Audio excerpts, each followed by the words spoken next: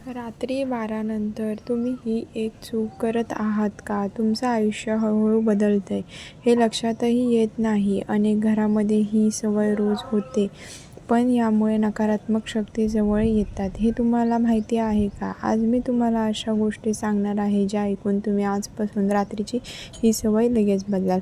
आणि शेवटी एक छोटासा उपाय सांगणार आहे, जो केल्याने तुमचं घर कायम सुरक्षित आणि सकारात्मक राहील. नमस्कार माझ्या लाडक्या भगिनींनो आणि स्वामी समर्थ भक्त परिवारांनो. तुमच्या सर्वांचा माझ्याकडून मनापासून नमस्कार. स्वामी समर्थांच्या चरणी कोटी कोटी प्रणाम. आजचा हा विषय खूपच महत्त्वाचा आहे आणि प्रत्येक घरासाठी खूपच उपयोगी आहे. कारण आपण बोलणार आहोत त्या गोष्टीबद्दल ज्या आपण नकळत रोज करतो, पण त्याचा परिणाम आपल्या आयुष्यावर खूप खोलवर होत असतो. तुम्ही कधी विचार केला आहे का की रात्री 12 नंतर काही गोष्टी का टाळायला सांगितल्या जातात? काही लोक म्हणतात असं काही नसतं, पण आपल्या शास्त्रात, आपल्या परंपरेत आणि आपल्या आजी आजोबांनी दिलेल्या शिकवणीत यामागे खूप मोठं कारण सांगितलेलं आहे. रात्री 12 नंतर वातावरणात एक वेगळीच ऊर्जा सक्रिय होते. त्यावेळेला शांतता असते, सगळीकडे अस्थिरता असते आणि अशा वेळी सकारात्मक आणि नकारात्मक दोन्ही शक्ती जास्त प्रभावी होतात. म्हणूनच त्यावेळेला आपण काय करतो, कसं वागतो याचा थेट परिणाम आपल्या मनावर, आपल्या घरावर आणि आपल्या नशिबावर देखील होऊ शकतो. म्हणून भगिनींनो, हा व्हिडिओ शेवटपर्यंत नक्की ऐका. कारण आज मी तुम्हाला अशा काही गोष्टी सांगणार आहे, ज्या जर तुम्ही आजपासून टाळल्या तर तुमच्या आयुष्यात खूप मोठा बदल घडू शकतो. आणि शेवटी मी तुम्हाला एक छोटासा पण खूप प्रभावी उपाय सांगणार आहे, जो केल्याने तुमच्या घरात नेहमी सकारात्मक ऊर्जा राहील. आता सर्वात पहिली गोष्ट लक्षात ठेवा. रात्री 12 नंतर देवघरात अनावश्यक हालचाल करू नका. आपल्या शास्त्रात असं मानलं जाते की देवांना देखील विश्रांतीची वेळ असते. दिवसभर आपण पूजा करतो, आरती करतो, प्रार्थना करतो, पण रात्री ही वेळ शांततेची असते. त्यावेळेमुळे त्या वेळेला देवघरात जाऊन मूर्ती हलवणं, पूजा साहित्य काढणं किंवा देवांना स्पर्श करणं टाळावं. कारण यामुळे ऊर्जा असंतुलित होऊ शकते आणि घरात अवस्था निर्माण होऊ शकते. काही जणींना सवय असते की रात्री उशिरा देवघर आवरायचं किंवा साफ करायचं, पण ही सवय हळूहळू बदलायला हवी. कारण देवघर म्हणजे फक्त एक जागा नाही, तर ती आपल्या घराची सकारात्मक ऊर्जा असलेली जागा असते आणि त्या जागेला योग्य वेळेला विश्रांती मिळणं खूप गरजेचं असतं. दुसरी महत्त्वाची गोष्ट म्हणजे रात्री 12 नंतर घरात पूर्ण अंधार ठेवू नका. अनेक वेळा आपण लाईट बंद करून पूर्ण अंधारात झोपतो, पण असं मानलं जातं की जिथे पूर्ण अंधार असतो तिथे नकारात्मक ऊर्जा लवकर आकर्षित होते. म्हणून देवघरात एक छोटासा किंवा मंद प्रकाश ठेवणं खूप चांगलं असतं. यामुळे घरात शांतता आणि सकारात्मकता टिकून राहते आणि मनालाही एक सुरक्षितता भावना मिळते. तिसरी गोष्ट जी खूप कमी लोकांना माहिती आहे, ती म्हणजे रात्री 12 नंतर आरशात पाहणं टाळा.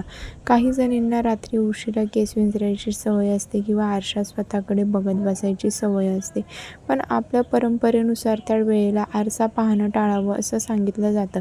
कारण आरसा हा एक आपलं प्रतिबिंब दाखवणारा नसून तो ऊर्जा परावर्तित करणारा माध्यम मानला जातो आणि त्या वेळेला नकारात्मक ऊर्जा जास्त सक्रिय असते. त्यामुळे आरशाचा वापर कमी करणं चांगलं असतं. चौथी गोष्ट म्हणजे रात्री 12 नंतर घराचा मुख्य दरवाजा उघडा ठेवू नका. कारण काही वेळा आपण दुर्लक्ष करतो किंवा वाटतं काही नाही होत, पण त्या वेळेला बाहेरचं वातावरण खूप वेगळं असतं आणि उघड्या दरवाजातून नकारात्मक ऊर्जा घरात येऊ शकते. म्हणून झोपण्यापूर्वी दरवाजा नीट बंद करा. लॉक आहे का हे नक्की तपासा. ही छोटी सवय तुमच्या आयुष्याचं, घराचं रक्षण करेल. पाचवी गोष्ट म्हणजे रात्री 12 नंतर स्वयंपाक करणं टाळा. आपल्या संस्कृतीत अन्नाला खूप महत्त्व दिलं जातं. अन्न शुद्ध वेळेत बनवणं खूप आवश्यक मानलं जातं. रात्री उशिरा बनवलेलं अन्न मनावर आणि शरीरावर योग्य परिणाम करत नाही असं मानलं जातं. त्यामुळे शक्यतो रात्री उशिरा स्वयंपाक करणं टाळावं आणि वेळेवर जेवण करून घ्यावं. 6वी महत्त्वाची गोष्ट म्हणजे रात्री 12 नंतर जोरात आवाज करणं किंवा मोठ्याने मंत्र म्हणणं टाळा. त्या वेळेला शांतता खूप महत्त्वाची असते, कारण जास्त आवाज नकारात्मक ऊर्जा आकर्षित करू शकतो. त्यामुळे जर तुम्हाला मंत्र म्हणायचा असेल तर मनात शांतपणे म्हणा किंवा हलक्या आवाजात म्हणा, जेणेकरून वातावरण शांत राहील. भगिनींनो, अनेक लोकांनी असे अनुभव सांगितले आहे की रात्री 12 नंतर जागा राहिल्यावर त्यांना विचित्र आवाज ऐकू येतात, अचानक भीती वाटते किंवा मन अस्वस्थ होतं. हे सगळं केवळ योगायोग नाही, तर त्यावेळेला ऊर्जेचा परिणाम असू शकतो. म्हणूनच आपल्या पूर्वजांनी काही नियम ठरवले आहेत, जे आपल्या भल्यासाठीच आहेत. आता सगळ्यात महत्त्वाचा उपाय लक्षात ठेवा. झोपण्यापूर्वी स्वामी समर्थांचा नामजप नक्की करा. ओम स्वामी समर्थ हा मंत्र किमान 11 वेळा म्हणा आणि देवघरात एक छोटासा दिवा लावा. यामुळे तुमच्या घरात सकारात्मक ऊर्जा राहते, मन शांत राहतं आणि नकारात्मक शक्ती तुमच्यापासून दूर राहते. भगिनींनो, आपल्या आयुष्यात मोठे बदल घडवण्यासाठी मोठे उपाय करावे लागतात असं काही नाही, तर अशा छोट्या छोट्या सवयी बदलल्या तरीही खूप मोठा फरक पडतो. म्हणून आजपासून या गोष्टी लक्षात ठेवा आणि आपल्या घरात सकारात्मक वातावरण निर्माण करा. जर तुम्हाला हा व्हिडिओ आवडला असेल तर लाईक करा, चॅनलला सबस्क्राईब करा आणि कमेंटमध्ये नक्की लिहा स्वामी समर्थ, कारण तुमचा एक शब्द तुमच्या आयुष्यात सकारात्मक बदल घडवू शकतो. भगिनींनो, अजून एक खूप महत्त्वाची गोष्ट मी तुम्हाला सांगते, जी अनेक जण नकळत करतात आणि त्याचा परिणाम हळूहळू आपल्या आयुष्यावर दिसू लागतो. ती म्हणजे रात्री 12 नंतर नकारात्मक विचार करणं किंवा जुन्या गोष्टी आठवत बसणं. झोपल्यावर आपण एकट्या असतो आणि मग मनात अनेक विचार येऊ लागतात. काही जुन्या आठवणी, काही दुखावलेल्या गोष्टी, काही काळजी किंवा चिंता, आणि आपण त्या विचारांमध्ये इतकं गुंतून जातो की आपल्यालाच कळत नाही की आपण स्वतः नकारात्मक ऊर्जा आपल्या मनात भरत आहोत. त्या वेळेला मन खूप संवेदनशील असतं आणि जे विचार आपण करतो ते थेट आपल्या मनावर आणि आपल्या आयुष्यावर परिणाम करतात. म्हणून रात्री 12 नंतर शक्यतो मन शांत ठेवण्याचा प्रयत्न करा. कोणत्याही वाईट गोष्टीचा विचार करू नका. कोणाबद्दल राग, द्वेष किंवा दुःख मनातून ठेवू नका, कारण त्या वेळेला केलेले नकारात्मक विचार आपल्या आयुष्यात तशाच गोष्टी आकर्षित करू शकतात.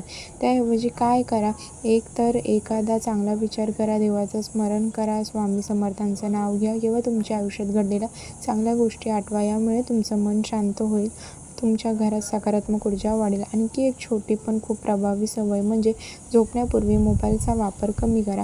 अनेक जण रात्री उशिरापर्यंत मोबाईल पाहत बसतात आणि नकळत नकारात्मक बातम्या किंवा भीतीदायक व्हिडिओ पाहतात आणि त्याचा परिणाम आपल्या मनावर होतो.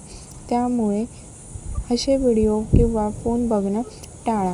किमान अर्धा तास आधी मोबाईल बाजूला ठेवा आणि स्वतःला थोडा वेळ द्या. शांत बसा, देवाचं नाव घ्या आणि आपल्या विश्रांतीची गरज आहे. भगिनींनो, अजून एक गोष्ट लक्षात ठेवा. रात्री झोपण्यापूर्वी घरात वादविवाद किंवा भांडणं करू नका, कारण त्या वेळेला झालेलं भांडण खूप खोलवर मनात बसतं आणि त्याचा परिणाम दुसऱ्या दिवशी देखील दिसतो. म्हणून शक्यतो रात्री शांततेत